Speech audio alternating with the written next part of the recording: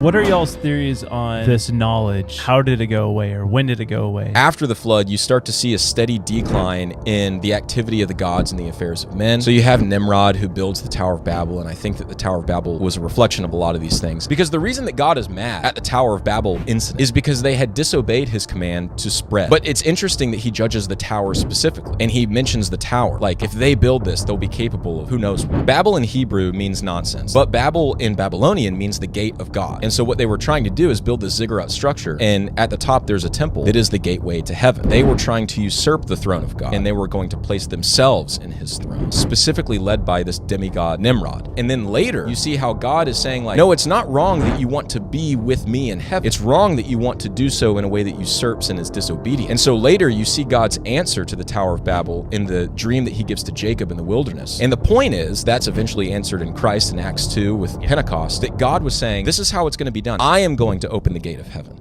and I'm going to invite you up by descending myself first. But if you try to climb up on your own strength, and especially the only way to do that is by using these demonic powers, not only are you going to fail, but I'm going to destroy you, and I'm going to judge you. So there's a lot of theological layers to it, but in terms of ancient technology, yeah, I think that a lot of that was being used in Babel, and then I think the dispersion actually served to get man away from his own problems. So in a sense, God was showing mercy by confusing their language and making them disperse. That's amazing. Yeah. So scary, though.